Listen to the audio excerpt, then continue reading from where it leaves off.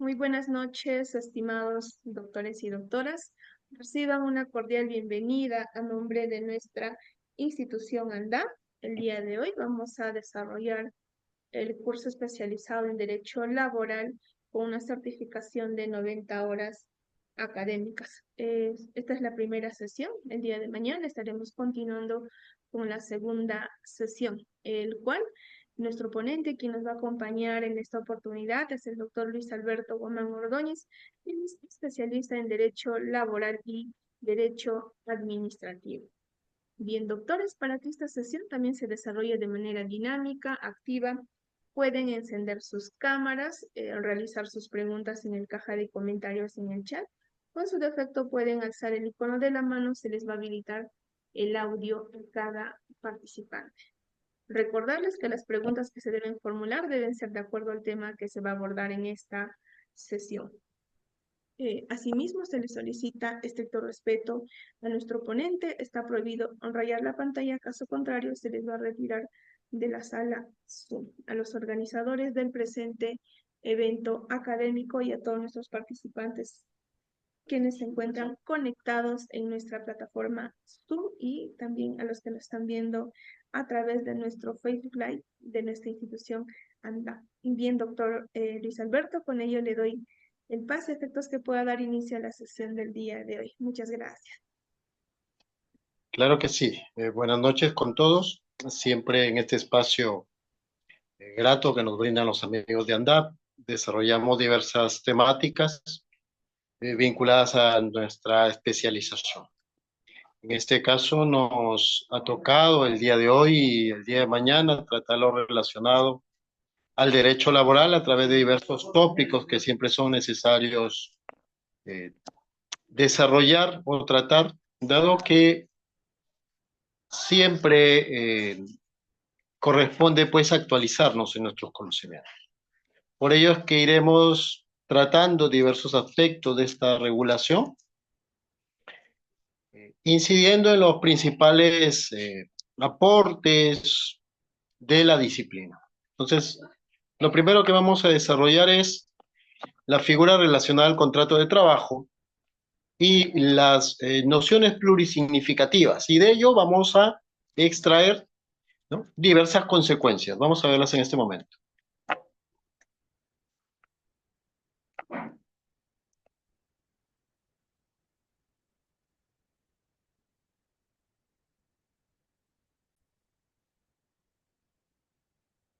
A ver, vamos a pasar al primer punto, que es el tema del contrato de trabajo. Y aquí vamos a detenernos en algunas acepciones previas que siempre son relevantes, ¿no?, que ayudan a entender cómo es que funciona esta noción de trabajo. Hay que rescatar que puntualmente en el ámbito jurídico tenemos una idea de lo que significa el trabajo como tal, ¿no? Como una actividad especializada, una actividad de transformación de las cosas, ¿no? Una actividad humana, y luego iremos viendo algunas precisiones bastante interesantes, que le añade o le adiciona valor a esta actividad de transformación de la realidad. No obstante, desde un punto de vista de las relaciones laborales, que trasciende el mero derecho al trabajo, es muy importante detenerse en algunas cuestiones que le dan sentido a la disciplina y que, hay que decirlo, quizás desde nuestro punto de vista, no son muy estudiadas, ¿no? Se entiende que, siendo consustanciales a la idea del trabajo, no aparecen como objeto de estudio. No obstante, desde nuestra percepción, creemos que sí es importante, que sí es relevante, porque nos va a permitir concebir, comprender algunas categorías y cómo éstas se van transformando en el plano de la realidad. Entonces, la idea de trabajo tiene nociones diversas. La primera noción es la de trabajo como una tarea. el hecho mismo de asignar una función, una actividad, ¿no? Da ese soporte para entender esta primera, aunque no única, como vamos a ver, aproximación de la idea de trabajo, que lógicamente da contenido al contrato de trabajo. Entonces, cuando nosotros vemos que en un aviso en medio de la calle aparece no pasar, estamos trabajando, estamos teniendo una primera aproximación de la noción de trabajo. La noción de trabajo como tarea, pero también, pero también en el plano sociológico. Vemos que el trabajo es cualificado como un valor, o sea, como un parámetro ideal de la conducta de la comunidad. Y entonces le asignamos este valor, esta cualificación, y llegamos a entender que el trabajo es importante. Por otro lado, para quienes quizás tienen cierta predilección o cierto interés por los programas humorísticos, se le imputa pues al personaje de Don Ramón en El Chavo del Ocho, ¿no? Y siempre casi ya lo utilizamos en la fecha del en el Día del Trabajo, ¿no? El 1 de mayo. El trabajo no es malo, ¿ve? Lo malo es trabajar, ¿no? Como una suerte de comprensión también que tienen algunas personas sobre la calificación del trabajo, ¿no? Podríamos decir que en esta noción de vincular la importancia al valor y el rehuir al trabajo, podríamos decir que es un disvalor de la comunidad, ¿no? Es más, miren qué interesante, porque esta noción de disvalor de alguna manera es preocupación de los gobiernos. Si ustedes han leído los titulares en estos meses azarosos, ¿no? En el país, todavía no nos adelantemos todavía. Hace poco la Sociedad Nacional de Industrias, equivocadamente desde mi punto de vista, pero nadie ha dicho nada, ha señalado pues que una forma de combatir a los ninis, a los que no trabajan ni estudian, que es un fenómeno también propio de la sociología del derecho del trabajo, debemos obligarles de alguna manera, a tener un trabajo. Y si no tienen un trabajo, a desarrollar actividad técnica, incluido el servicio militar obligatorio. Y lógicamente nos podría parecer un poco jocoso para quienes somos técnicos, especialistas en la materia, pero es preocupante. Es preocupante porque normalmente en la sociedad moderna, en el mundo moderno, se le da, sigue asignando un disvalor al no trabajar. Y es bastante curioso porque desde el punto de vista filosófico y constitucional, no existe una obligación de trabajar, más allá de aquella que establece el Congreso, como lo vamos a desarrollar en algunas pautas. Y más bien se ha desarrollado esta idea del trabajo como un derecho, no como una obligación, ni como un deber, en sentido estricto. Entonces, eh, en el caso peruano, que es lo que nos interesa, llama un poquito la atención que vinculen el no trabajar o el realizar actividades distintas del trabajo como un disvalor social, sociológica y culturalmente hablando, como una manera de entender de que con ello se puede combatir la inseguridad en el país. Y es bastante interesante porque normalmente las personas que están dentro de la categoría de los ninis, ni los que trabajan, ni los que estudian, en realidad no es que no realicen un trabajo, es que realizan actividades que de algún modo les producen tranquilidad, les producen paz y que no necesariamente llevan al esquema tradicional del trabajo. Por ejemplo, ¿no? Si ustedes, para que ustedes tengan una idea, si ustedes van al centro de Lima, al centro cívico, un fin de semana, ustedes se van a encontrar con un conjunto de personas, estamos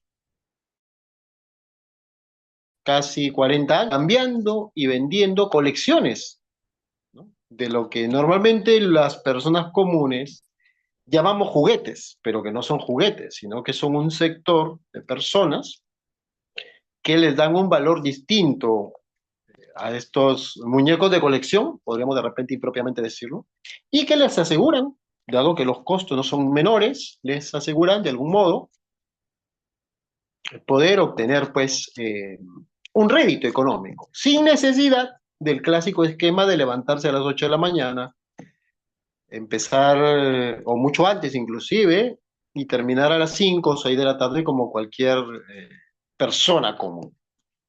Entonces miren qué importante, porque también la noción valorativa del trabajo, como si trabajo, el trabajo es importante, y como lo decía en el sketch de Don Ramón, eh, el trabajo no es malo, lo malo es trabajar, ¿no? No solamente implica un disvalor, sino que transforma la noción de valor del trabajo. Y eso quizás es uno de los elementos que a nivel de la cultura del trabajo, como en el caso peruano se sigue pensando en que es exitoso o hay importancia al sujeto que trabaje, aunque no vea ningún fruto producto de su trabajo, hablo del trabajador denominado culturalmente asalariado, ¿no? Ese que se saca la mugre trabajando para finalmente agotarse hasta su extenuación a través de la jubilación, ¿no? Ese modelo ya va transformándose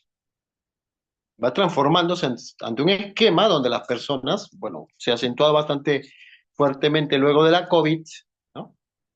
Ya no se vincula la noción de trabajo a una actividad agotante, perdón, ni tampoco a un espacio físico. En el caso mío, por ejemplo, como abogado litigante, ya ahora mi práctica es decirle al cliente, mira, yo hace tiempo cerré una oficina, ya no me es redituable una oficina, estoy en varios lugares del Perú, tengo la facilidad de ir a todo lado y normalmente mi práctica es señalar domicilio en domicilio procesal en donde vive el cliente, ¿no? Porque con la actividad que realizo puede ser de que alguien no me informe adecuadamente que ha llegado una notificación, lo cual implica también un cuidado, una atención que no necesariamente puedo darme, por el hecho también de buscar de algún modo sumar las actividades intelectuales, académicas, de esparcimiento, a un trabajo común y corriente. Entonces, miren qué importante. Es más, ¿no? Como yo justamente conversaba con varias personas, creo que a estas alturas de la vida me doy cuenta que la persona que se levanta a las 4 de la mañana, tengo varios clientitos o ex clientes, ¿no? Para esperar que el camión descargue las paltas para a las 6 7 empezar a vender las paltas para que a las 10 o máximo a las 12 terminen de vender sus paltas, es más feliz que el profesional que ha estudiado más de 6 años y sigue estudiando, ¿no? Y de repente ve que por allí sus ingresos no son tan redituables. O el servidor del Estado, que también con la ilusión de una estabilidad busca tener tranquilidad, pero se da cuenta pues que se van reduciendo sus posibilidades de actuar en el mercado. Entonces miren qué importante, porque estas nociones sociológicas o culturales, como le llamemos, tienen un impacto en la percepción del ciudadano de qué significa trabajo. También vemos precisamente el trabajo como ocupación. Encontré trabajo. Quien no ha pasado por ese espacio, ¿no? Y ahí se vincula con el trabajo como ética, el trabajo nos hace dignos. Cuando uno ha sido joven, ¿no? Y como todos creo, no creo estar exento, ni ustedes tampoco, de haber prestado o comprado un diario con recursos escasos en ese momento y haber buscado un trabajo y alegrarnos y decir, como Bob Esponja en el primer día de trabajo, que inclusive yo lo ponía en los primeros videos de Bob Esponja en la clase de la universidad, ¿no? Cómo uno se alegra cuando encuentra un trabajo. o cuando tiene alguna actividad que sostenidamente le da un sustento económico, ¿no? Por ejemplo, hablo en el caso de los autónomos, colocadores o las personas que realizan trabajos esporádicos, pero que les permiten cierto sostén. Entonces también hay una vinculación entre ocupación y ética, ¿no? De encontrar trabajo. Claro, con el tiempo, de alguna manera, como es coetáneo la especie, vamos perdiendo algunas ilusiones previas y ya entramos a lo que yo les decía justo a los estudiantes, que siempre les pongo estos videos de Bob Esponja, ¿no? Como un ejemplo paradigmático de la persona que tiene su ilusión del primer trabajo, que es Bob Esponja. Luego el trabajador que ya está hasta cansado, aburrido y ya espera pronto la jubilación, que es el Calamardo, y como también la noción del empleador, que es Don Cangrejo, ¿no? Y siempre los alumnos creo que me captaban mucho más las técnicas de derecho laboral con Bob Esponja que explicándoles técnicamente. Entonces, eso hace ver cómo es que nosotros tenemos un estadio en la percepción del trabajo. Por otro lado, también hay un trabajo como técnica entendida como un conjunto de ritualidades, ¿no? Que se enfocan en la optimización del desarrollo rutinario y repetitivo de una tarea con los riesgos que conlleva precisamente modificar o no su enfoque. Aquí encontramos el famoso trabajo a destajo, perdón, el trabajo físico como un trabajo doloroso, un trabajo de sufrimiento, y un trabajo intelectual, ¿no? Con la tingencia de que hoy el trabajo intelectual tiene un peso mucho mayor con relación al trabajo físico. Y digo esto porque en el mundo actual ya venimos pues vinculando la noción del trabajo intelectual a las denominadas enfermedades psicosomáticas, ¿no? El hecho de tener lo que ya maneja la disciplina de la ergonomía del trabajo y que lamentablemente debería ser enseñada en las aulas universitarias, ¿no? El hecho mismo también, me parece que también en algún momento dicté una conferencia al respecto, sobre las incidencias pues, que tiene esta ergonomía del trabajo en problemas de seguridad en el salud en el trabajo que ha ido resolviendo SUNAFIL a través de diversos pronunciamientos, que también igual se los puedo pasar con los amigos de ANDAP, ¿no? Les puedo facilitar para que ustedes vean cómo es que el trabajo como técnica también requiere pues el cuidado de la ergonomía del trabajo. Hoy ya, de repente con algún esfuerzo extraordinario en el ámbito público, las entidades del Estado van buscando cómo es que mejoran pues esta interacción, esta relación, el trabajo con la generación de condiciones óptimas de trabajo. Por otro lado, el trabajo como cultura, ¿no? El hecho mismo de que como país, aun cuando existan situaciones tensas políticamente hablando, ¿no? Enmarcadas pues en la instrucción, en la educación, en la seguridad, en el acceso a bienes y servicios, mantengamos una cultura del optimismo, ¿no? El peruano es trabajador. Hace poco, precisamente hace algunas horas, estaba revisando en LinkedIn, ¿no? También tengo el enlace que justamente, casi coetáneamente con esta cultura, el peruano eh, es trabajador.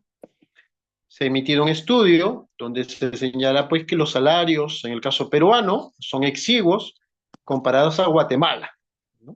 Y siempre hay en esta cultura del peruano trabajador, hay esta tensión entre eh, lo que vocean los gremios empresariales, quejándose, por ejemplo, de que en este 2024 hemos tenido una lluvia de feriados, ¿no?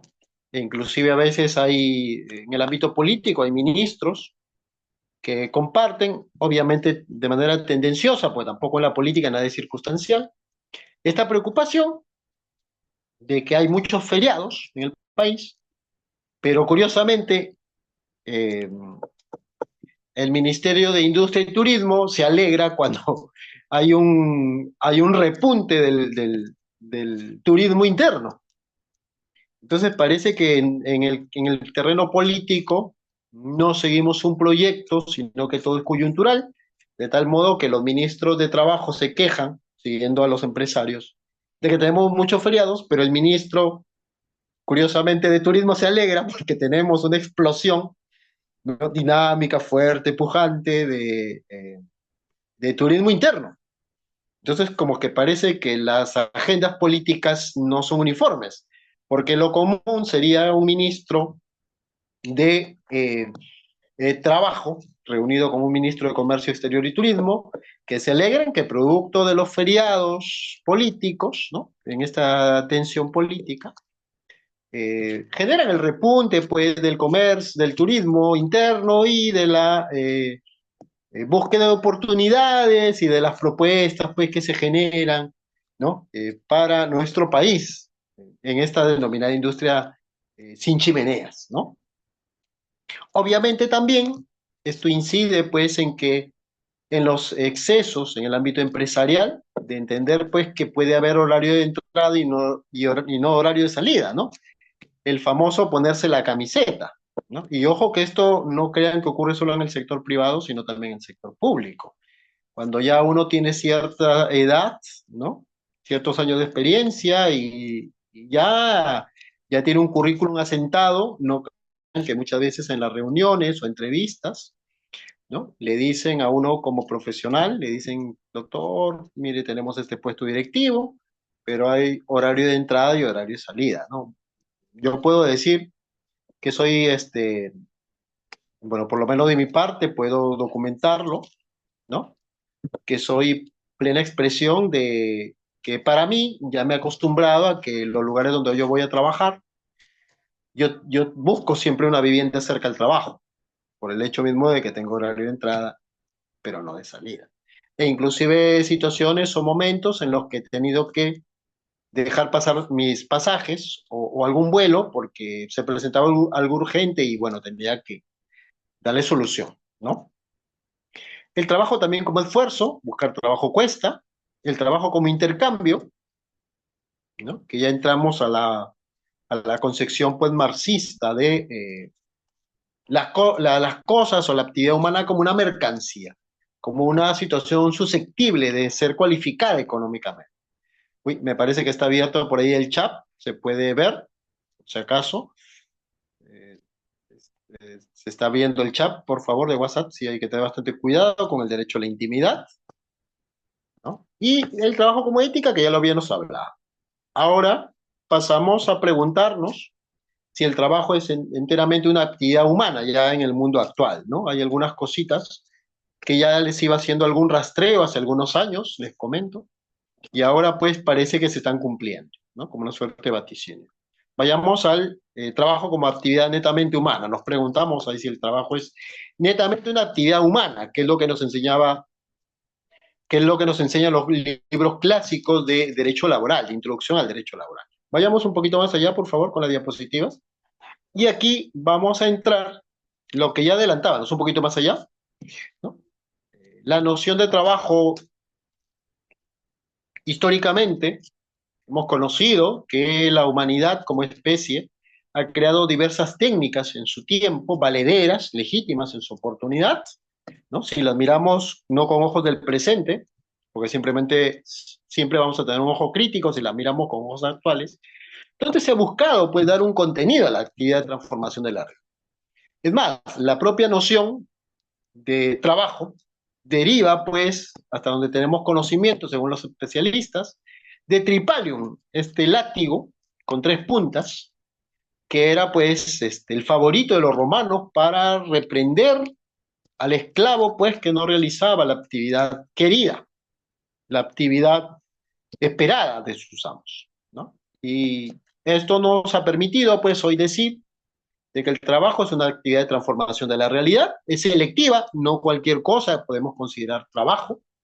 Hay algunas expresiones artísticas, algunas expresiones que nos dan satisfacción, pero que no necesariamente califican como trabajo, ¿no? Por ejemplo, el hecho de pulir una roca hasta darle una forma de corazón, por ejemplo, ¿no? Ahorita en las ventas por Instagram o por cualquier otro aplicativo, vemos que te venden, pues, ¿no? Ciertas rocas que las han pulido y les han dado formita de corazón con algunas alitas y la compramos. Y eso podríamos decir es trabajo. Interesante posición. Es una actividad compleja porque lógicamente requiere el desarrollo de diversas técnicas, los sentidos, algunas previsiones de seguridad y salud en el trabajo para realizarlas. Ahora, estas actividades se completan por el propio hecho de la subordinación, el hecho de que eh, puntualmente se realiza esta actividad para otro. Por eso es que decíamos que cualquier cosa no es trabajo. Ahí entra lo que el profesor Ojeda Vilés, un profesor uruguayo, hasta donde recuerdo, hablaba pues para explicar qué otras actividades se diferencian de la actividad de trabajo, la famosa apropiación de los frutos. El hombre, el ente que trabaja, que desarrolla una actividad, no es dueño de la actividad, es otro el dueño de la actividad. Y es bastante interesante porque eso nos permite ver y entrar a dos preguntas básicas hoy. ¿Los robots hacen trabajo? ¿Los animales trabajan? Vayamos un poquito más allá y busquemos encontrar respuesta a algunas ideas. Miren, estamos 2024 y en el 2016, porque justamente hice alguna pequeña investigación, que necesito actualizarla en todo caso, ahora con la situación moderna, ¿no? Ya se preguntaban precisamente en Europa, dada esta tensión migratoria entre los latinoamericanos y los propiamente europeos, ¿no? Les comento, ya en Europa como en Estados Unidos, los naturales, podríamos decirlo así, ¿no? Los indígenas, los autóctonos, porque indígena, ojo, no es una persona que no tenga cultura ni nada, indígena es el propio de un lugar, por si acaso. Busquen en su diccionario, ¿ya? Se estaban preguntando los europeos en el 2016, ya estamos 2024, imagínense, hace 8 años, si los robots podían cotizar a la seguridad social. ¿Y esto por qué? Y por eso les he puesto esta noticia, ¿ya? Porque en el lado europeo ya se está produciendo, pues, eh, un edadismo de la cultura laboral. ¿Qué significa esto? Que las personas que normalmente trabajan y aportan a la seguridad social, al sistema público, ya se están haciendo ancianos. O sea, la mayor cantidad de personas en Europa y en Estados Unidos que trabajaban está envejeciendo. Y los jóvenes simplemente o no quieren trabajar o no quieren estudiar, que ese es el fenómeno de los niños. Entonces, ahora los políticos se preguntan, ¿y quién paga las cuentas de los que se vienen? Porque el sistema de seguridad social es un sistema generacional. Mis padres trabajaron, mis padres cotizaron, ahora gozan su pensión. Yo trabajo, yo cotizo, gozaré de mi pensión. Mi hijo, mi hija trabajarán y cotizarán y sostendrán a los que se vienen. Pero ¿qué pasa cuando vemos que, como en Europa, se está produciendo el fenómeno del edadismo y los jóvenes no quieren ni trabajar ni estudiar? Digámoslo así, en el esquema clásico de la noción de trabajo y de seguridad social, porque los jóvenes sí realizan actividad, pero no es la actividad, lo que les comentaba, que jurídicamente califiquemos como trabajo. Es más, si ustedes recuerdan, hace algunos años se estableció esta posibilidad de que las personas que realizamos pues trabajo por locación podríamos eh, deducir una parte del de el servicio realizado para aportar. Y es más, hace algún tiempo, si ustedes recuerdan, cuando políticamente el FREPAP se alzó como una fuerza política ante una tensión entre partidos, se habló de que eh, podríamos deducir del impuesto general a las ventas un porcentaje para cotizar a la seguridad social. Es más, hace poco se emitió una regulación legal, pero con algunos defectos, porque obviamente los políticos son los que le ponen el cabe a algunas reformas bondadosas y que hubieran servido pues para que por cada cosita pequeña que compramos, un jal, un caramelo, el alquiler de un hotel, la compra de un vehículo, el pasaje, ¿no? De un avión, el vuelo, se pudiera deducir el porcentaje para cotizar, de tal modo que con tantas cosas que compramos todos los días, a cada momento, en este mundo vertiginoso, bien, superaríamos el estándar de la cotización de la seguridad social. Pero bueno, ese es en el esquema latinoamericano. En el esquema europeo y estadounidense, ¿no? Para hablarlo en sentido técnico, se vienen preguntando pues si hay esta necesidad de que los robots coticen. Y es más, ojo que este no es una pregunta de futuro, porque al momento en que salió esta noticia, yo le hice seguimiento y el Parlamento Europeo venía recogiendo sendos proyectos de ley donde se planteaba pues la tesis de que los robots coticen a la seguridad social. Dado que se entiende, ahorita por ejemplo el dato más relevante nos da este tema de lanzamiento, de la masificación del robot Optimus en el espacio americano, ¿no? De que si las personas van a lo que ya se denominaba en los años 60 o 70 el futuro del trabajo, ¿no? Y hoy se ha visto con el tema de la COVID en la famosa renta universal como un prototipo sustitutivo de la relación de trabajo, si es que los robots ahora podrían reemplazar las cotizaciones de los humanos. Ven qué interesante. Y ojo que hablamos del año 2016. Y por ahí he mantenido la noticia para que ustedes con el mundo actual en que estamos puedan ver pues cómo es que hace algún tiempo, ¿no? Ya se veía esa proyección a nivel del derecho al trabajo y por supuesto de la de seguridad social. Un poquito más allá, ¿no? También del año 2019, siguiente, ya Japón, ¿no? Estaba subiendo su impuesto a las ventas, un poquito más allá, por favor, ¿no? Para costear la sanidad y las pensiones. ¿Por qué? Porque, eh, como es bien sabido, y si no lo saben es bueno que lo sepan, en Japón, en los años 40, luego de la guerra, ¿no? Se estableció, pues, la posibilidad de cerrar fronteras frente a todo fenómeno migratorio. La prueba más palpable es que Japón tiene una fuerte tendencia al edadismo, o sea, muchas personas ancianas, y los jóvenes, aunque parezca un poquito extraño, ya ni siquiera se preocupan en tener intimidad o tener parejas. Y ojo que este fenómeno no es solamente propio del país japonés. Hace poco, las Coreas han abierto pues sus permisiones para que las parejas tengan más de un hijo. La misma China también está en ese problema. Pero lógicamente, como el ser humano vive de prácticas, ¿no? Sostenidas en el tiempo, ya le resultan pues a las parejas tener eh, la posibilidad de más de un hijo. Entonces estamos viendo que la noción de trabajo se está transformando y lógicamente la calificación de trabajo como tal está dejando en el mundo actual, no voy a decir el mundo moderno, sino el mundo actual, de ser una actividad enteramente humana. Vayamos un poquito más allá y nos vamos a la división del trabajo. Tenemos dos divisiones. No, hacia atrás, por favor.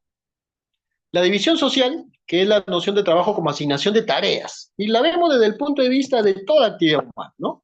El hecho, por ejemplo, de elegir a los compañeros de equipo en el fútbol, en el colegio, ¿no? Siempre, a mí, por ejemplo, me tocó, como era bastante malo en el fútbol, me tocó tapar, porque era el que, bueno, algo debía hacer por ahí, ¿no?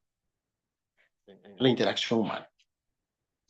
Por ejemplo, también esto se ve cuando uno eh, cuando uno en las aulas universitarias también pues le asignamos algún trabajo, ¿no? El que tiene alguna actividad económica o trabaja, ese le damos las conclusiones y recomendaciones, porque es el que va a pagar la impresión del trabajo, ¿no? El que por allí, bueno, nos pidió participar en el grupo porque ya nadie lo quiere, le damos la introducción, ¿no? Que no vaya más allá. Y entre el grupo nos cuidamos de que alguien por ahí no, por temor, por miedo, por esquemor, ¿no? Por los nervios, comúnmente llamamos los nervios, ¿no? Vaya a detallar un tema que nos toca tratar, ¿no? Y nos molestamos y lo miramos y nos miramos para que no vaya más allá del tema que nos toca, pues de no que hablamos, ¿no? Y lógicamente, como esto tiene una percepción sociológica, hemos generado algunos estereotipos, ¿no? O moldes sociológicos o culturales, que es el hombre trabaja y la mujer está en el hogar, ¿no? Lógicamente este esquema, si ustedes recuerdan, se rompió drásticamente.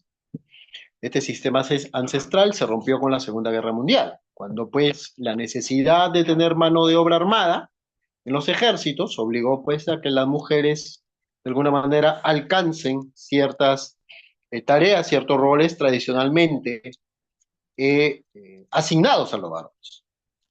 Por otro lado, también, ¿no? Esto se repite en la noción, los jóvenes trabajan y los mayores se jubilan, pero ya estamos viendo con los datos que les doy, datos históricos y sociológicos, que tenemos pues una fuerte preocupación, ¿no? En quién sostiene el sistema de seguridad social. Es más, esta versatilidad que se está produciendo el trabajo se expresa en casos extremos, ¿no? ¿Te recuerdan con el uso de las redes sociales? Hay algunas páginas personales donde las mismas personas ya te dicen las cosas. Las princesas no trabajan, me mantienen mis papás. Eso quiere decir de que ya una mujer te está avisando cuál es la situación por la cual, si en algún momento tú deseas tener una vinculación emocional con ella, cuál es el estatus que te está asignando. O sea, tú eres el que vas a trabajar y ella es la que se va a quedar en la casa. O sea, el ejemplo prototípico o clásico, estereotipado de prolongación de la prueba. Si tú eres un hombre que vas con otra intención, con otra mira de crecimiento, no es la mujer que necesita. De la misma manera para el hombre, ¿no? Si es que esto pasara. Si un hombre dice, yo no trabajo, a mí me mantiene mi esposa o la que va a ser mi pareja, y no te conviene, pues tienes otros caminos. Ahora vamos a la división técnica, que es el reparto de tareas dentro de un mismo proceso productivo, ¿no? Que es el esquema prototípico, el esquema general, y que se ha basado pues en la especialización de las tareas de la función. La división bastante básica, que inclusive tiene un correlato de carácter universitario, técnico, ¿no? En el modelo educativo nacional, lo dividimos entre los profesionales, los que hemos ido a la universidad, y los que de repente con la añoranza de no poder haber alcanzado la universidad, se han convertido en trabajo técnico, ¿no? Los famosos técnicos. Si usted recuerda, pues de alguna manera esta especialización del trabajo se quiso vinculante pues al mundo moderno, se quiso reforzar, ¿no? A través de las reformas educativas. La que prosperó, si ustedes recuerdan fuertemente, ha sido la de SUNEDU, o sea, la reforma universitaria. La reforma técnica, como no le convenía, ¿no? A muchos sectores que brindan estos servicios educativos de carácter técnico, fue saboteada. ¿Se recuerdan, pues, este político, uno de estos políticos, Mora, era el que tenía la batuta de este tipo de temas, y no fue circunstancial, ¿no? De que mágicamente comenzaran pues a revivirse, porque así es el juego sucio de los políticos, ¿no? Problemas personales que él tenía, como cualquier otro, no los estoy avalando por si acaso, ni tampoco le estoy dando la razón a la persona, problemas de pareja que tenían años, ¿no? Y que mágicamente, pues, viendo que eran exitosos los modelos planteados por este político, por este congresista, eh, le sacaron mágicamente, ¿no? Mágicamente, y frenó pues con el descrédito de su persona, ¿no? Frenaron pues las reformas técnicas. Es más, si ustedes recuerdan, hace algún tiempo, ¿no? Se han venido dándose en dos proyectos de ley que todavía están en debate, donde pues se quieren eh, traer abajo la posibilidad pues de que SUNEDU sea el órgano rector a nivel de la formación profesional. Y lógicamente la división técnica se sostiene en criterios de racionalidad, objetividad y conocimientos previos. Si no tienes estos conocimientos, si no superpones tu juicio personal al juicio de la organización, ¿no? No se puede tener una división técnica del trabajo. Ahora vayamos al rubro de las relaciones laborales. Vamos un poquito más allá. Y vamos a entender que normalmente la noción del trabajo, más allá de lo que nos enseñan en la universidad, se apoya en una noción que podríamos denominar macro, que son la noción de las relaciones laborales. Y que, miren qué interesante, y que deberían enseñarnos en la universidad, porque la noción jurídica del trabajo, al ser bastante cerrada, no permite que los abogados, primero, interactúen con otras profesiones, el asistente social, el psicólogo, recursos humanos, y cada uno actúa como una isla. generan problemas en las empresas o en las administraciones.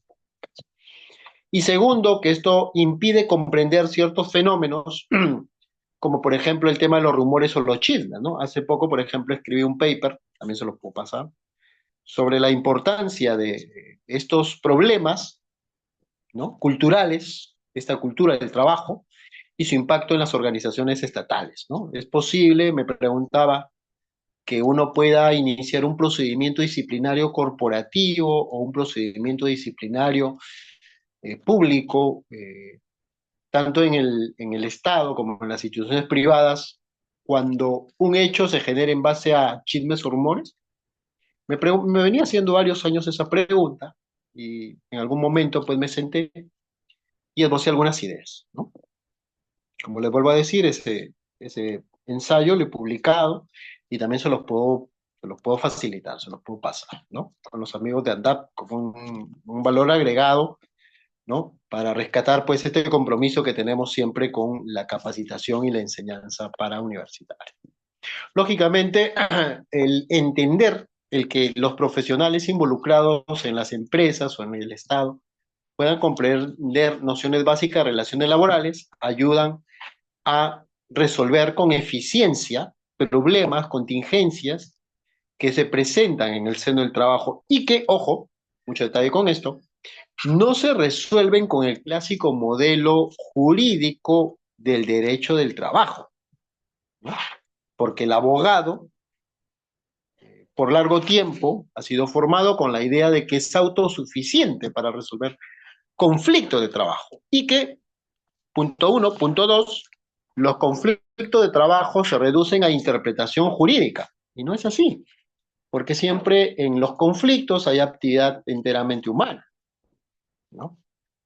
Y lógicamente uno tiene que tener ciertas percepciones, ciertas competencias, ciertas habilidades, ¿no? De autopercepción de los sujetos que no necesariamente te forman en la universidad. Es más, si ustedes recuerdan, hace poco, por ejemplo, por TikTok o Instagram o Facebook, se ha podido evidenciar que en Japón un robot llamaba a sus compañeros a preguntarles si tenían dónde quedarse, ¿no? Y en su lenguaje, en la interacción de los robots les decían que no, y este compañero robot les llamaba a un lado, ¿no? Y ya por ahí lo voceaban casi de modo jocoso, como una suerte de rebelión de los robots, ¿no? Pero ¿qué va a pasar cuando comiencen los primeros conflictos entre la fuerza de trabajo humana y la fuerza de trabajo mecánica o no orgánica, ¿no? Estaremos los abogados u otras profesiones preparadas para solucionar estos conflictos de trabajo. Entonces, para ello sirven los esquemas prototípicos de las relaciones laborales. Por otro lado, para entender cómo es que funciona el tema del trabajo, no basta solamente acudir a los libros de derecho laboral. Debemos reparar en lo que son la noción de organización. Vayamos a la siguiente diapositiva ahí. ¿Qué son las organizaciones? Son sumatoria de personas, hay un trabajo en común, una tarea en común, que es el perfil y que puede ser sostenido no en el tiempo o dispar. También implica la asunción de roles, o sea, el hecho de que la persona se comporte propiamente vinculado a ese rol, ¿no? O sea, que de alguna manera se ponga en la piel del sujeto que va a realizar un trabajo. Por ejemplo, si una persona contrata a un trabajador especializado como capataz y ese capataz es tibio, quiere ser amigo de todos y no quiere meterse en problemas, es altamente probable que los procesos productivos tiendan a reducirse o tiendan a fracasar, porque lógicamente esa persona no asume el rol en el que necesariamente debería ser asegurar el control de la actividad subordinada. Entonces, por ello es importante que el sujeto que participe en una organización asuma el rol que le asigna la propia organización como tal. Porque si no, obviamente, pues, ¿no? Eh, hay situaciones tirantes. Uno de estos casos, por ejemplo, se ha presentado en los problemas que tienen muchas empresas cuando se generan relaciones laborales afectivas en el trabajo. ¿no? Y que lógicamente, pues no tienen todavía un tratamiento jurídico, porque como les vuelvo a decir, el derecho laboral ha sido definido solo en función de la regulación legal, o sea, de los prototipos de conducta esperados, más no de conductas específicas en sentido técnico. Entonces, como no hay una regulación y podría haber una alta afectación del derecho fundamental al libre desarrollo de la personalidad, ¿qué están haciendo las empresas? Las empresas están gestionando convenios, ¿no? O fórmulas escritas, ¿no? Que establecen penalidades o cláusulas resolutorias de las personas que generan una relación de trabajo, una relación afectiva, perdón, obviamente con todas sus variantes, sexual, emocional, vivencial y todo lo demás, ¿no? En el trabajo. Y alguno de ustedes me podría decir, oye Alberto, pero qué problema es que José se enamore de María en el trabajo. Ah, genial, cuando las cosas están bien, genial. Pero ¿y qué pasa si, por ejemplo, ¿no? María es la secretaria y José es el jefe? ¿Y qué pasa si se pelea? ¿María obedecerá a José como el jefe? ¿María hará las tareas que le asigna su jefe?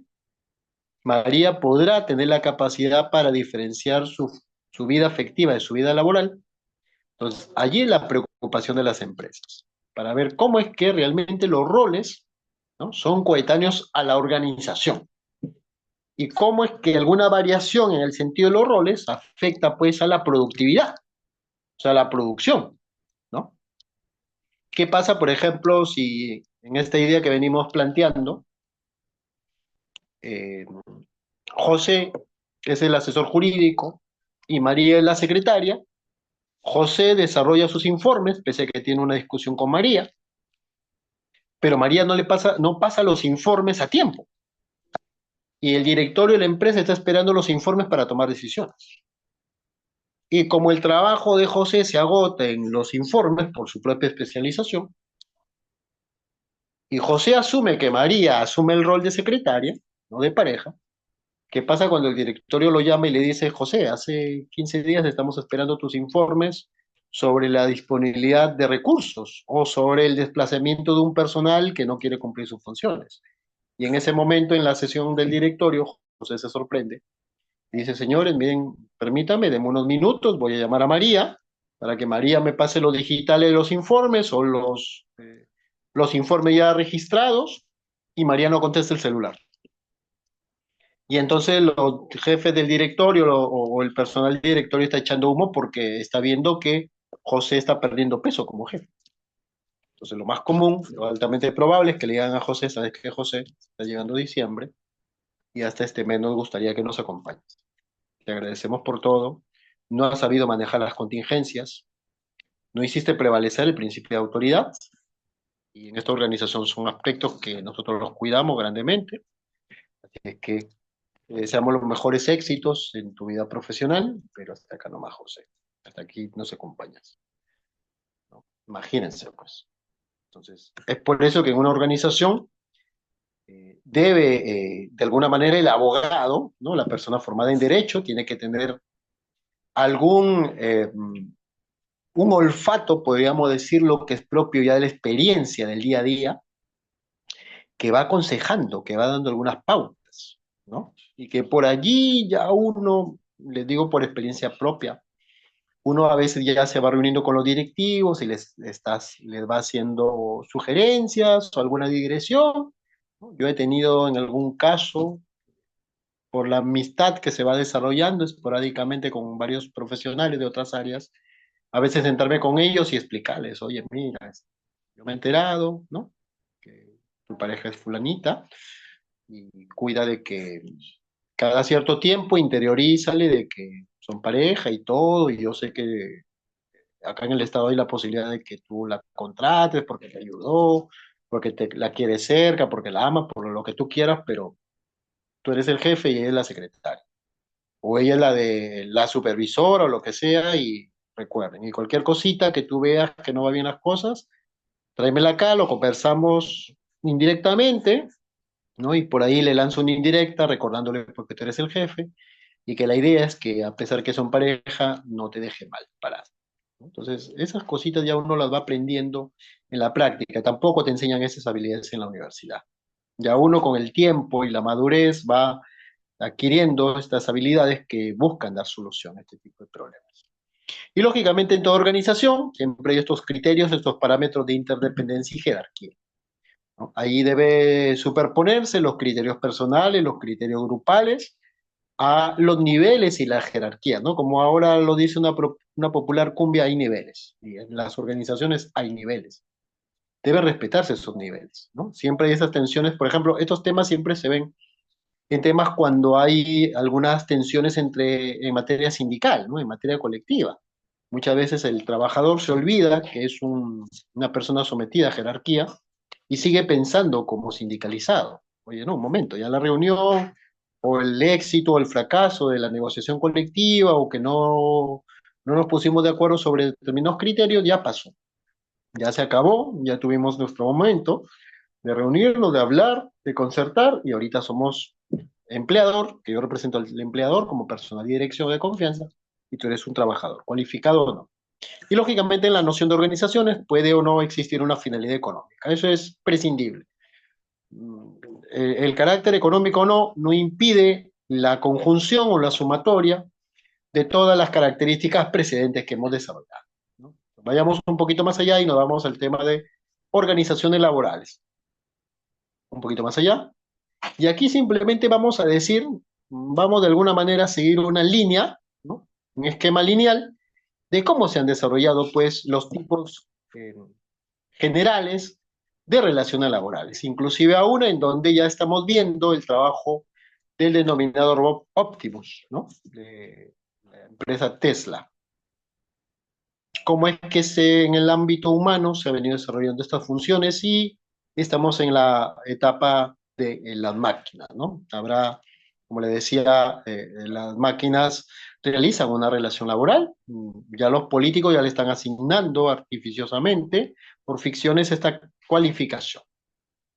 Por aquí un poquito más allá vemos un campo en la siguiente diapositiva que no es muy tocado, ¿no? A ver si me siguen con la diapositiva, por favor, y es el tema del trabajo doméstico. Aquí les he consignado una infografía, ¿no? Dado que se carece de trabajos de investigación o paper o estudios al respecto del trabajo doméstico en Colombia.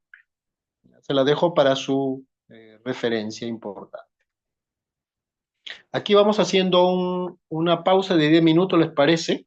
Para consumir algún alimento, hacer alguna pausa activa que nos permita pues continuar, porque tenemos hasta las 10 de la noche. ¿Les parece? A ver si me siguen.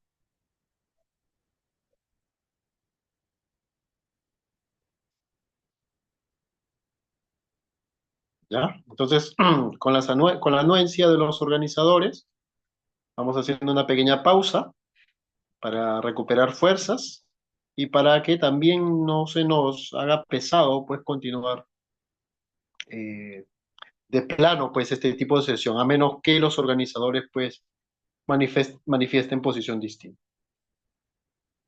¿Ya? Entonces, hacemos una pausa pequeña, por favor, con los organizadores, a ver si nos siguen. No se preocupe. Ya.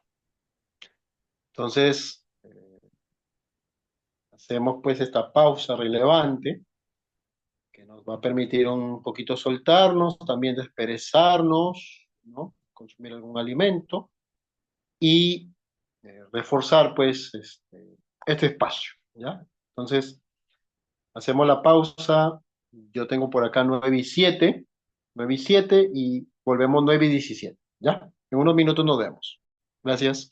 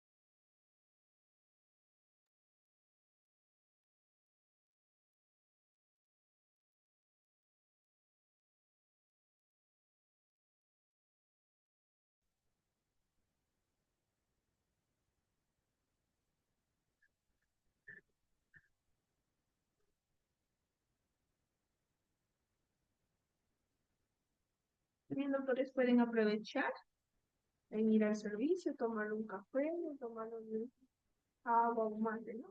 Mientras el doctor Luis Alberto pueda retomar o reanudar la sesión de hoy.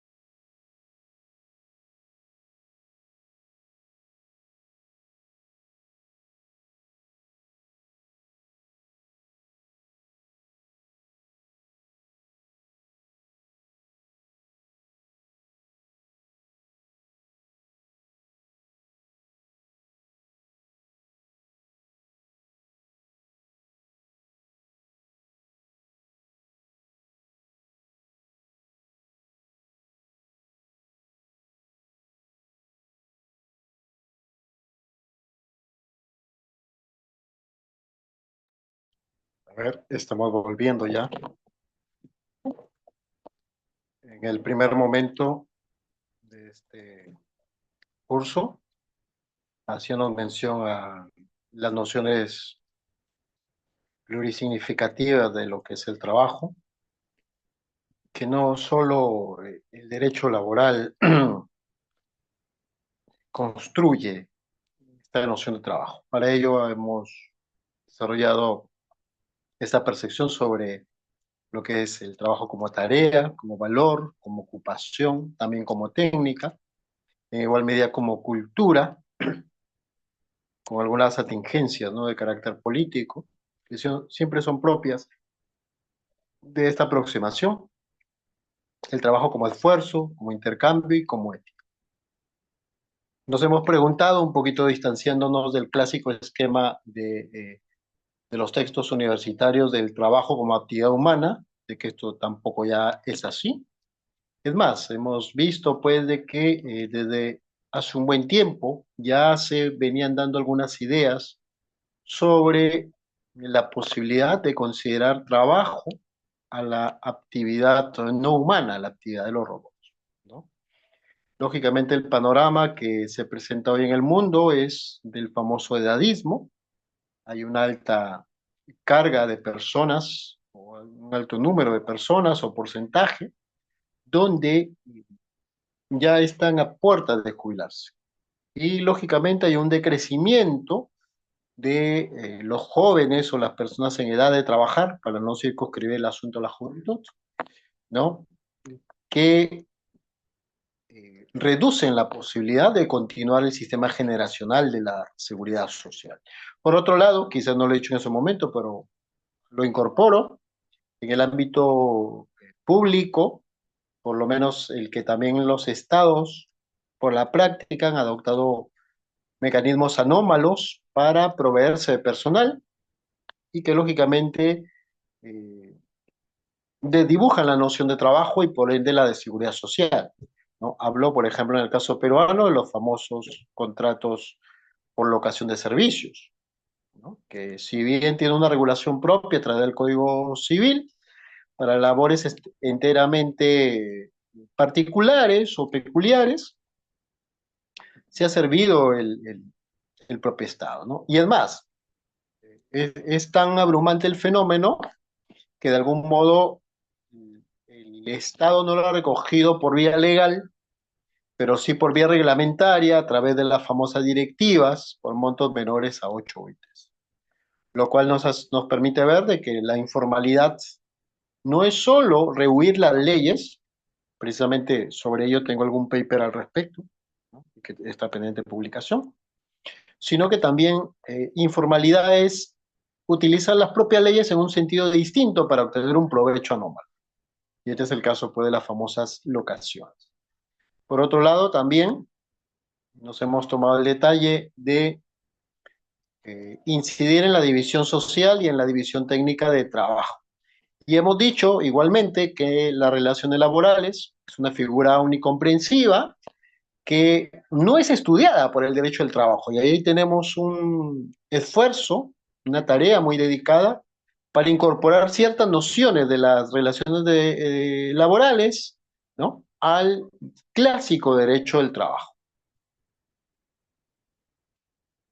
Y para ello, pues nos hemos detenido en algunos tipos básicos, estableciendo pues que históricamente el hombre ha establecido un campo lineal, donde el primer trabajo ha sido el trabajo doméstico, luego el trabajo del campo, en el neolítico, bueno, no está allí, pero igual siempre es bueno mencionarlo, luego el trabajo de los gremios, un poquito ya desarrollado el mundo, ¿no?, en la Edad Media, el trabajo fabril, la revolución industrial con sus variantes, y por último, en interrogante, el trabajo de las máquinas, con las contingencias que hacían notar, ¿no? Ahora nos corresponde detenernos en la siguiente diapositiva, pues en otros tipos de actividades. Y para ello, a ver si nos apoyan con las diapositivas, recogemos una interesante infografía. En el caso colombiano, pues sí se hacen estudios, ¿no?, cada cierto tiempo. Y aquí se ha hecho un estudio, pues, sobre el servicio doméstico, el trabajo doméstico en Colombia.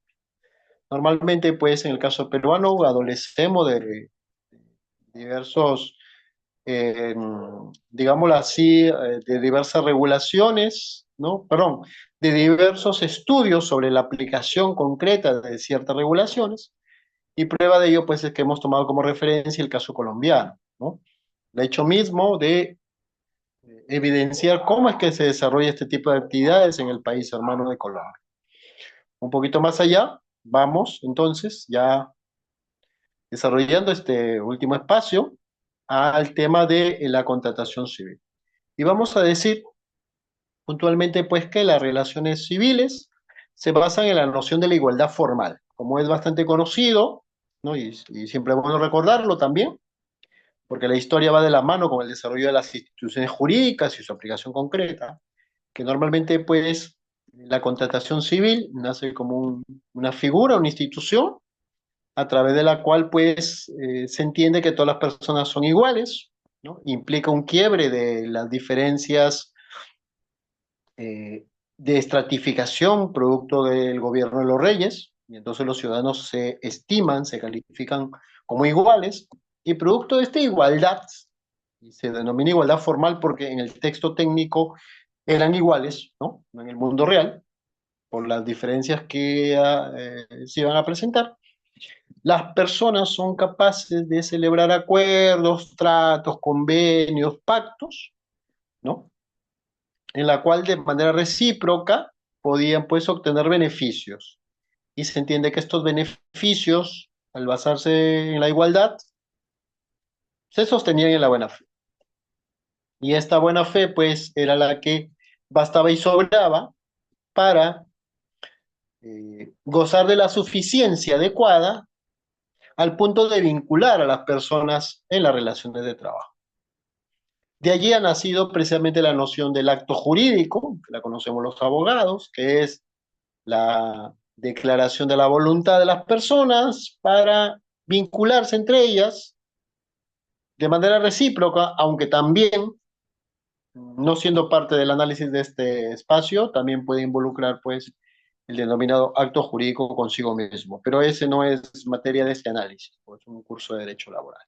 Y lógicamente este acuerdo implica el concierto de las voluntades y por su propia naturaleza no implica subordinación. Ahora, como les decía, puntualmente, pues, en el caso peruano, ¿no? Eh, nosotros tenemos un código civil que establece, pues, que las personas deciden espontánea y libremente tomar decisiones sobre diversos aspectos de su vida. Pero, tanto en el sector público como en el sector privado, la contratación por locación se ha convertido en una herramienta anómala para proveerse personal, ¿no? Hace también algún tiempo escribí en coautoría con un amigo, Javier Espinosa Escobar, cómo es que algunas figuras del derecho civil se vienen utilizando en el sector público, ¿no? La publicamos ya hace bastante tiempo, creo que en el 2016, pero dado que no se ha producido ninguna variación ni ningún esfuerzo legislador, en ese sentido, se entiende que es un paper que todavía continúa siendo vigente en el caso eh, de las fronteras entre el derecho laboral y el derecho civil. Vamos un poquito más allá, por favor, y vamos a detenernos en el surgimiento del trabajo como una categoría social y jurídica. Y ahí todavía no nos abalancemos, no desesperemos, no nos desesperemos, por favor. Ya, vamos a la noción de trabajo. A ver, la noción de trabajo, pues ya, ahí. La noción de trabajo nace propiamente como un escenario de superación del modelo feudal.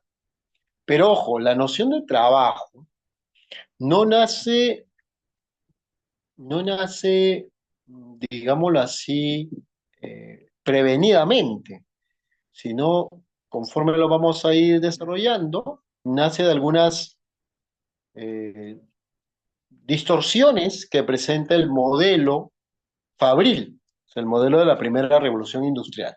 ¿Ya? Todavía, ahí sigamos. Entonces, Histórica y sociológicamente, el modelo del contrato de trabajo nace como un modelo de superación, ¿ya? Nace como un modelo de superación, en la anterior, como un modelo de superación del esquema feudal, la anterior. En el modelo feudal, ojo, eh, que también es bueno saberlo y recordarlo, nace como superación del modelo imperialista romano, ¿no? Que a su vez sigue otros modelos previos donde la nota esencial es la esclavitud. En el modelo feudal, cuando se derrumban los grandes imperios que son los que garantizan cierta comodidad humana, lo que se pierde fuertemente entre muchas, digámoslo así, posibilidades del buen vivir es la seguridad. Cuando Roma cae, como ejemplo paradigmático de esta edad previa a la media, los grupos humanos entienden que un dato importante es la necesidad de seguridad, ¿no? Históricamente, siempre el ser humano, más allá de la clásica concepción del alimento, de la subsistencia, implícitamente ha buscado la seguridad, ¿no? Desde el propio hecho que el ser humano se unía a otros para generar una mayor inclinación al éxito en la caza, en la pesca, en la recolección, hasta el hecho mismo desarrollado por el antropólogo Harari en su libro de Hombres a Dioses, de que circunstancialmente la mujer advierte que el trigo, la semilla del trigo dispersándose espontáneamente, permite el florecimiento de esta planta y por ende del producto de ella misma, que es el trigo como tal. El ser humano ha buscado modelos que le brinden seguridad. El propio hecho, documentado por Harari, de que en el Neolítico, desarrollada por la mujer la agricultura, la seguridad se circunscribe no a permanecer en grupo en sus primeras etapas, sino a garantizar el mayor espacio físico con los famosos corralones que permitan, pues, de alguna manera, explotar la capacidad que tiene el ser humano de recoger los polluelos o los primeros ejemplares de algunos animales silvestres, los patos, la gallina, los pavos, ¿no? Para apartarlos de su espacio común y recrearlos hacia un espacio de las famosas aves de corral, ¿no? También lo mismo ha sucedido pues en la historia que se conoce y que está también documentada por la literatura científica del perro, ¿no? Como un animal cuya progenie se origina de los lobos y que hasta donde se conoce, por esa cercanía de poder obtener astutamente los restos de la alimentación del hombre, es que pasa a tener cierta comunidad con nuestra especie. Y lógicamente, derrumbado pues Roma, derrumbada Roma, flaquea la oportunidad de obtener esta seguridad, ¿no? Es más, curiosamente en el mundo moderno también una de las preocupaciones fuertes es la seguridad. Miren qué interesante. Y el hombre se entiende pues que, dado que hay otros hombres que pueden garantizar condiciones de vida adecuadas, son estos hombres a los que presentan sus respetos, ¿no? Y la posibilidad de poder mantener sostenidamente ciertas relaciones sociales a través de las cuales garantizan este canje por alimento, vivienda y, por supuesto, seguridad, ¿no? Entonces, en este modelo feudal, el, el sujeto que se presenta a otros asume la calidad de siervo, sirve al Señor y este Señor le garantiza seguridad. Esta disimilitud de relaciones sociales y jurídicas por ende culturales, garantizan de algún modo un exceso de las prebendas que cede el denominado siervo frente a su señor. El caso prototípico, que ustedes también lo han de haber escuchado o leído, ¿no? Es el famoso derecho de pernada, que curiosamente el ser humano todavía continúa celebrando con los famosos quinceañeros, ¿no? Para si ustedes no lo saben, históricamente los quinceañeros, o lo que ahora nosotros con alegría, ¿no? Como padres, tíos, hermanos o abuelos, celebramos que una niña alcanza los 15 años, ¿no? Y lo vemos socialmente como algo relevante. Tiene un origen oscuro, aunque usted no lo crea, un origen quizás que se ha perdido por el paso del tiempo, pero que está documentado estos orígenes oscuros. ¿Y cuál era el tema? De que a los 15 años, normalmente era el espacio donde el señor feudal se acercaba, ¿no? Como una suerte de, para no ser tan expresivo en lo que voy a decir, como una suerte de gato silvestre frente a Piolín, a efectos de preparar el camino, ¿no?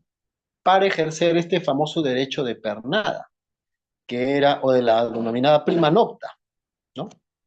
En el latín romanístico, que es esta posibilidad de descansar, placer, o tener intimidad, si lo queremos decirlo así, o tener relaciones sexuales, pues somos personas mayores, no estamos hablando nada malo, ¿no?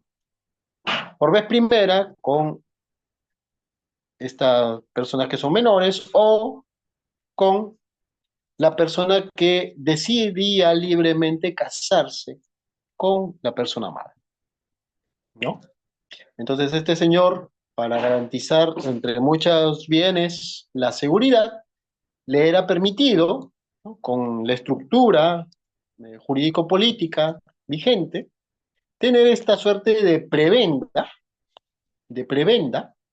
a través de las cuales pues gozaba de este beneficio de antes que el esposo, ¿no? Cosa un poco extraña para nuestro mundo, ¿no? De que el esposo pudiera esperar que él estuviera con la que era su esposa, ¿no? Es más, recuerdo un trabajo bastante antiguo, quizás ya no lo tengo en mis materiales de lectura, de sociólogos franceses que hablaban que el amor romántico nace en la Edad Media, producto de la rebelión que tienen las parejas jóvenes para casarse en secreto, y de ahí viene la historia de San Valentín, como una manera pues de burlar al señor feudal en este privilegio que tenía de tener intimidad con la esposa de un hombre casado antes que el propio esposo, lo cual nos parecería un poquito extraño, ¿no? Imagínense, pues, ¿no? Tú te vas a casar con una persona, le vas al registro civil, haces todo, papeles, preparas el buffet, el banquete, llamas a tu suegro, tu suegra,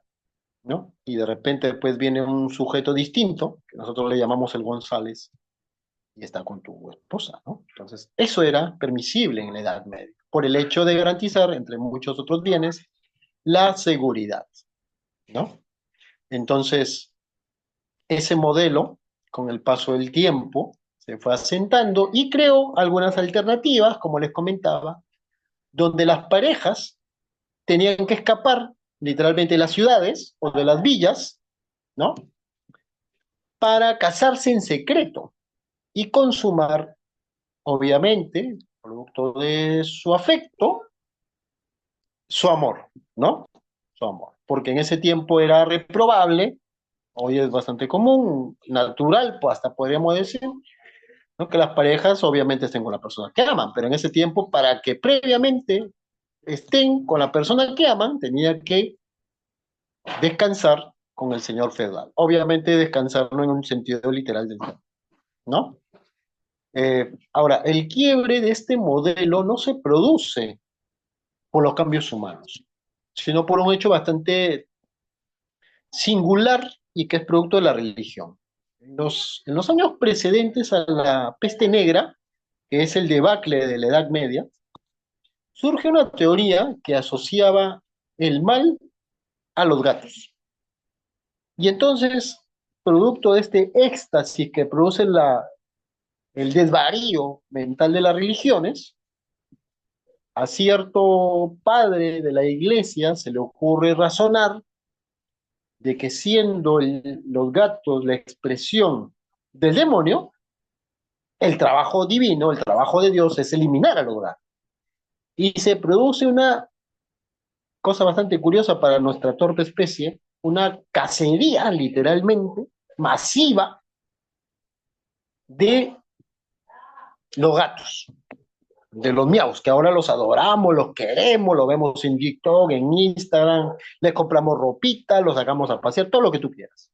Pero en ese tiempo, los padres de la iglesia dicen, no, el gato es el diablo y por ende debemos de eliminarlo. Y eliminando a los gatos, eliminamos al diablo. Pero lógicamente, en la cadena trópica, o sea, en la cadena de continuación de las especies, el gato tiene una función, que es controlar el número de ratas. Lógicamente, eliminando o sacando de la cadena trófica a los gatos, crecieron exponencialmente la cantidad de ratas. Ahora, la cantidad de las ratas transmitían la peste negra, que fue la peste bubónica, con las heces. O sea, las ratas tienen la particularidad, como las cucarachas, de consumir un alimento y defecar en el alimento y de orinar en el alimento. ¿Por qué? Porque para ellos es como, para que ustedes me entiendan, es como cuando uno pone una piedrita en un camino para saber que por ahí hay. O uno activa su Google Maps, ¿no? Y dices, oye amigo, ¿dónde estás? Ya, te mando mi ubicación en el Google Maps. Ya, ese Google Maps para las ratas, como para las cucarachas, era defecar y orinar en el alimento. Lógicamente ese alimento lo consumía el ser humano. Y las ratas son portadores de la peste bubónica. ¿Y esto qué generó? Un conjunto de llagas, un conjunto de males que los médicos de la época eh, achacaban al diablo. Pero científicamente era producto pues de haber roto el ser humano, de haber intervenido, ¿no? En la cadena trófica. Es más, hasta desde el punto de vista del naturalismo o de las ciencias biológicas, podríamos decir que es uno de los primeros casos, no el único, obviamente, pero sí el más trascendental para la especie humana, de alteración del entorno paisajístico. Porque lógicamente, para que usted tenga una idea, ¿no? El grado de debacle de la civilización que se produjo fue como una suerte de Walking Dead. Y ustedes han visto la serie Walking Dead, ¿no? Donde no hay nadie en las calles y miles de muertos vivientes. En ese tiempo sí había los muertos vivientes, no muertos vivientes en el sentido que comían cerebro, ni nada, sino que eran miles de ciudadanos con un sistema de salud inexistente, ¿no? Porque cada cual se curaba con su cada cual, y no había, y solamente las clases pudientes o los estatus pudientes podían acceder a un médico, ¿no? Tirados en los caminos, tirados en las calles, tirados en las ciudades. Mitad de la existencia en la vida y mitad de la existencia en la muerte, con carencia de medios para tratarlos. De tal modo que se incineraba, la única manera, ¿no?, que tenían para proteger a las comunidades eran, era buscar darles muerte temprana y quemar los cuerpos, como una manera de poder controlar la enfermedad, ¿no? La peste bubónica, denominada peste negra en aquel momento. Y peste negra porque las personas botaban un líquido negro que era producto que literalmente se cocinaban pues sus órganos internos, ¿no? Entonces, llegó un momento, como les decía, en que se redujo gravemente el volumen demográfico de las personas en Europa y por supuesto de los ciervos. Entonces, este modelo generó, ¿no? Generó un nuevo modelo, que es el del contrato de trabajo. Ya la servidumbre se consideraba un modelo obsoleto, porque ahora eran las personas las que, a cambio de algo, que es lo que se llama el salarium, ¿no?, y que históricamente deriva de que en la Roma antigua, la sal hacía, en los orígenes de Roma, la sal hacía las veces de moneda de cambio, ¿no? un sistema de trueque originario, el salarium sea el medio de intercambio del trabajo, de la actividad de subordinación.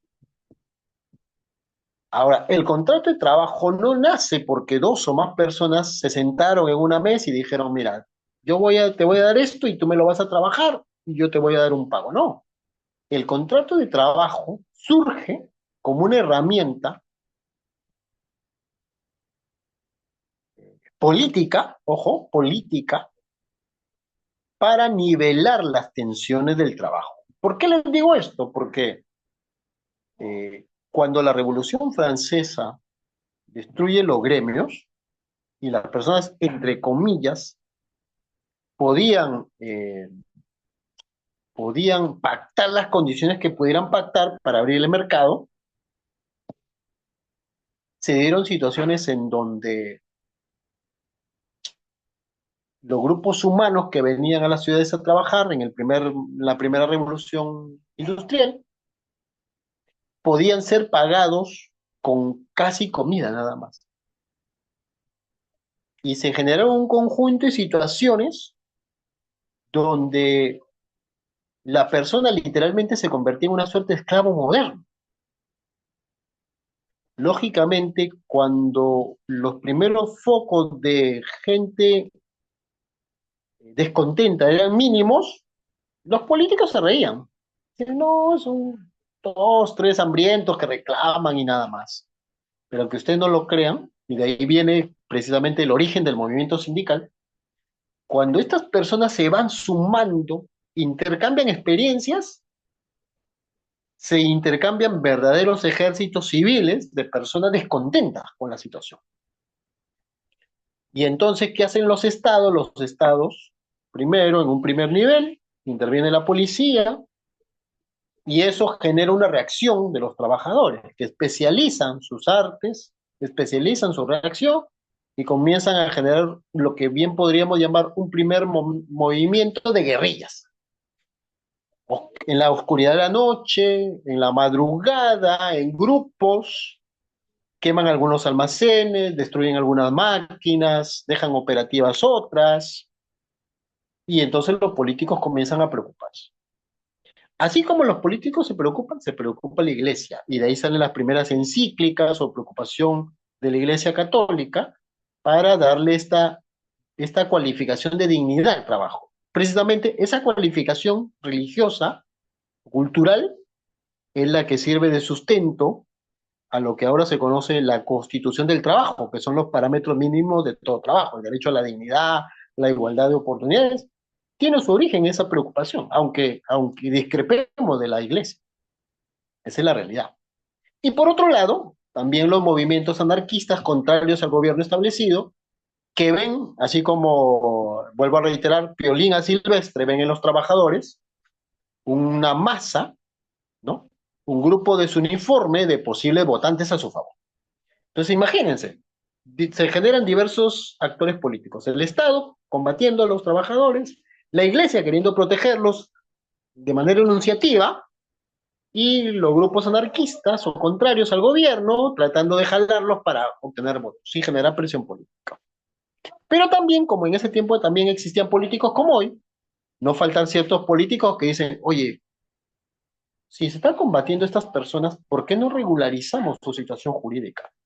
Y ganamos votantes, obviamente, porque los políticos pues no regalan eh, palana, pico gratuitamente, lo hacen con una finalidad, ¿no? Para decirlo eufemísticamente.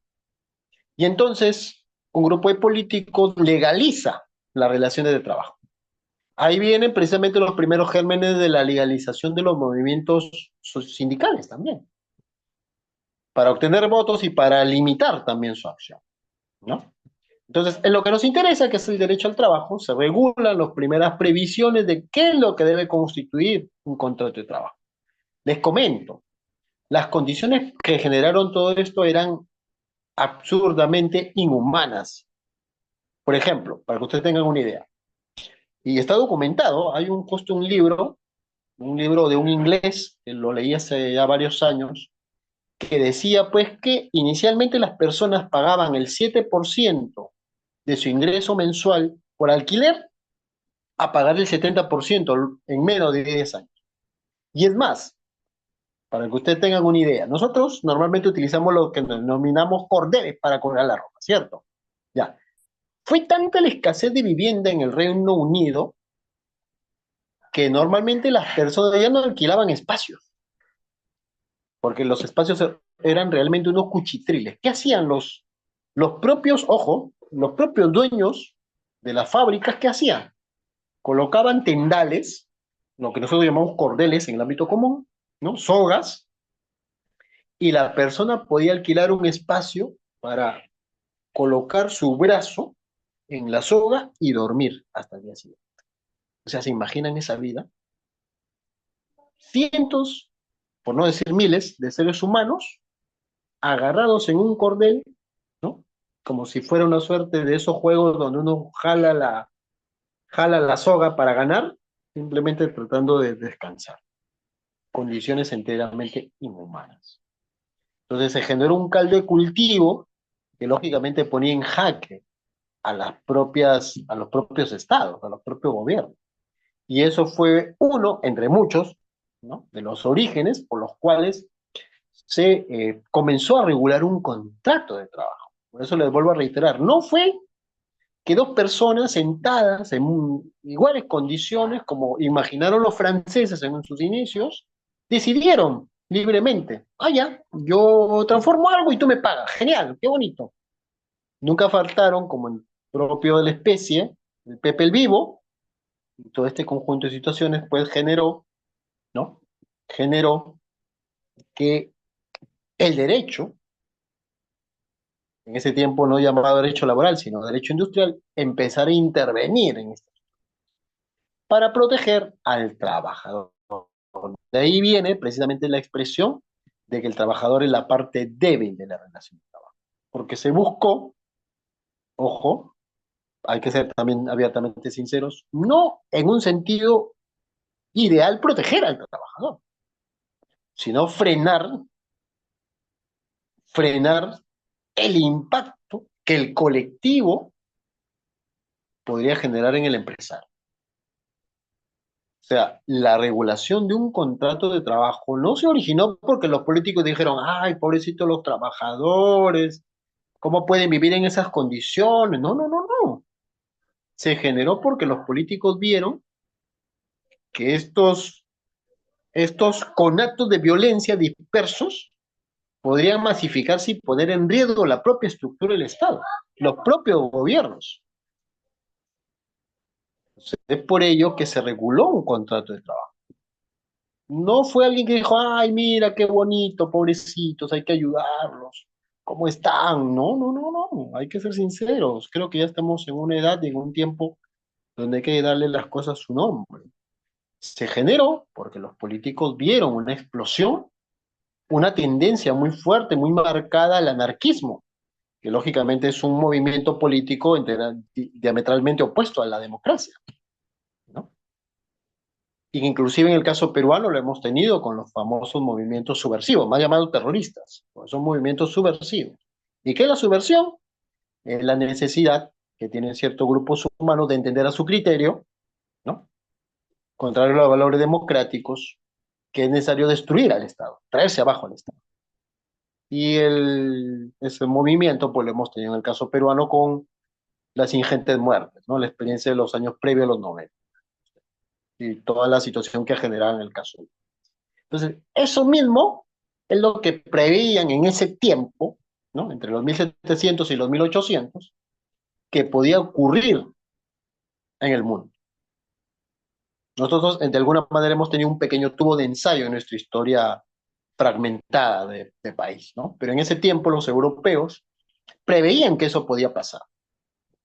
Y por ello es que regularon un contrato de trabajo. Vuelvo a reiterar, no lo hicieron por buenos, lo hicieron también por una marcada tendencia política, por quitarle peso a los anarquistas, por darle espacio a la Iglesia Católica, ¿no?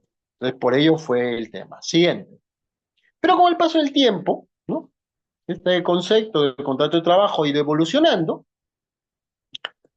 y se ha convertido en un escenario para evitar pues que bajo el tema libertad de empresa se pueda pues afectar al trabajador.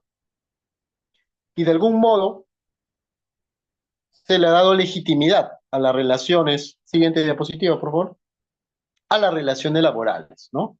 Pero también, de algún modo, constituye un medio de legitimación, siguiente diapositiva por favor, de las atribuciones del empleador, ¿no? Y de autolimitación del empleador. Ahí viene el famoso jus variante, el poder y dirección, que tiene que ser un poder y dirección legítimo. Entonces, el empleador, siguiente diapositiva, que ya vamos cerrando, por favor, sí tiene la atribución de limitar al trabajador, pero lo hace dentro de los cánones que le establece el derecho laboral, ¿ya?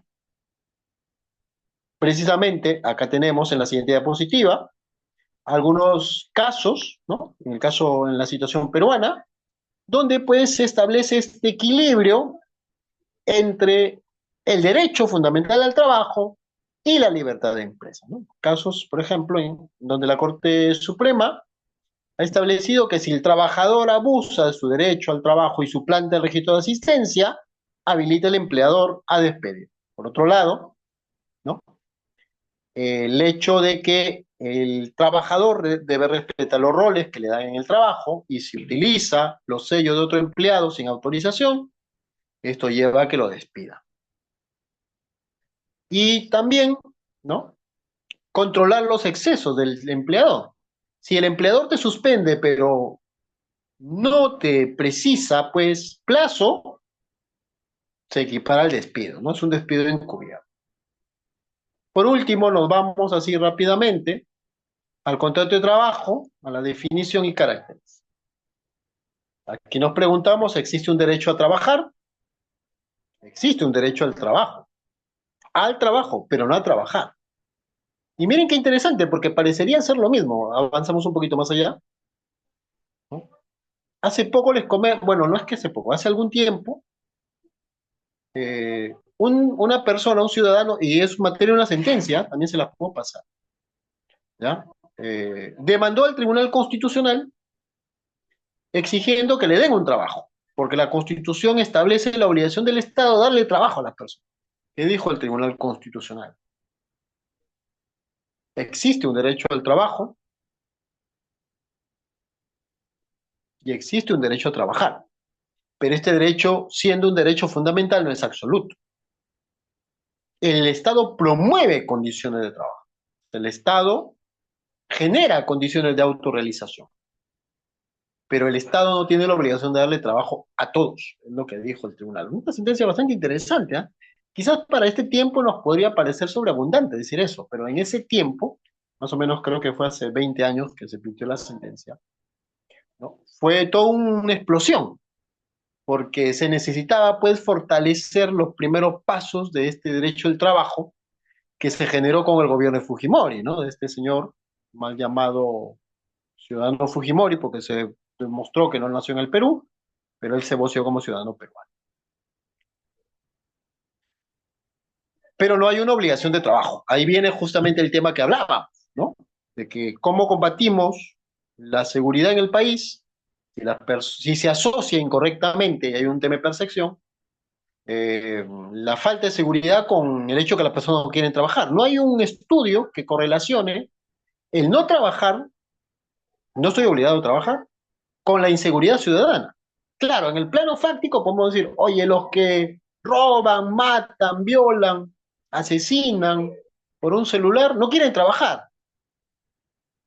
Es un tema de condiciones de justicia material, o sea, que los estados puedan crear condiciones para que las personas utilicen su espacio libre. Si ustedes recuerdan, hace varios años se trabajó el proyecto Comisaría Segura. ¿Se acuerdan? Cuando los comisarios hacían festivales, en las comisarías se hacían festivales de hip hop, de break dance, ¿no?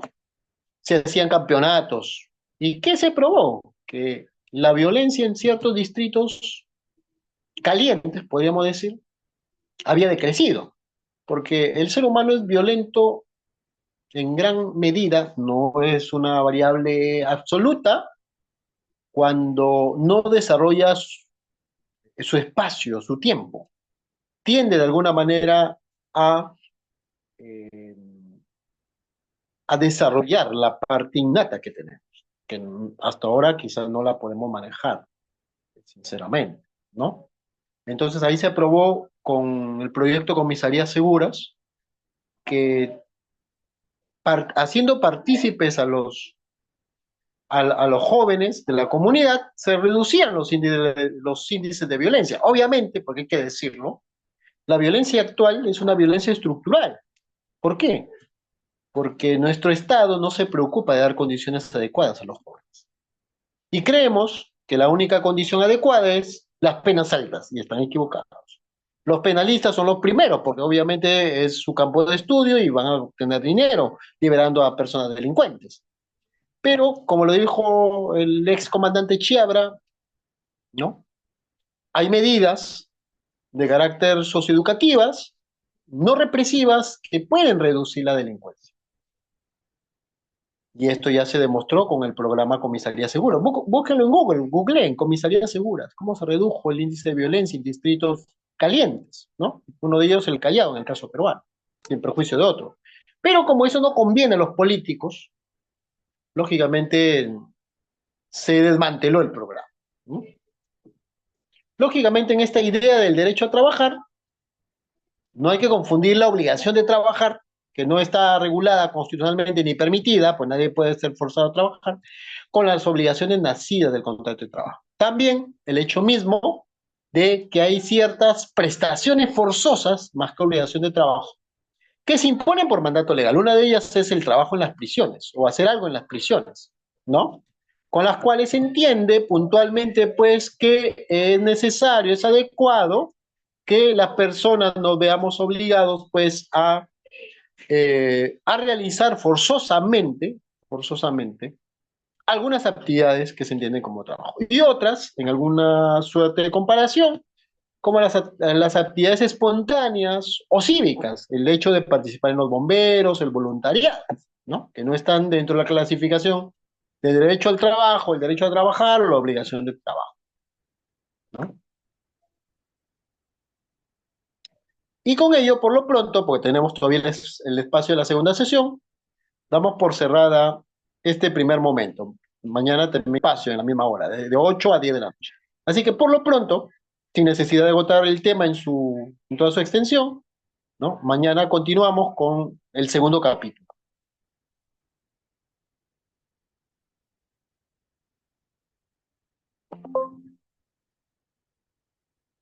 Si hubiera alguna pregunta, o la dejamos para el día de mañana, dado que todavía hay mucho pan que rebanar, como se podría decir coloquialmente.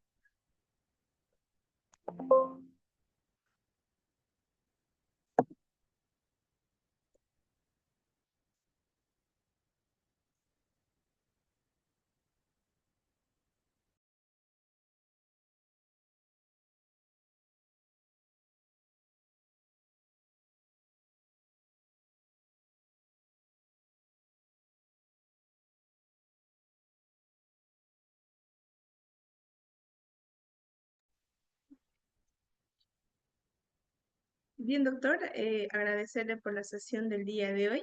El día de mañana estaremos continuando con la segunda sesión. Muy buenas noches, doctor. ¿No lo escucho? Perdón.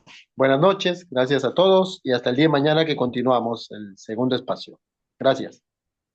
Hasta luego.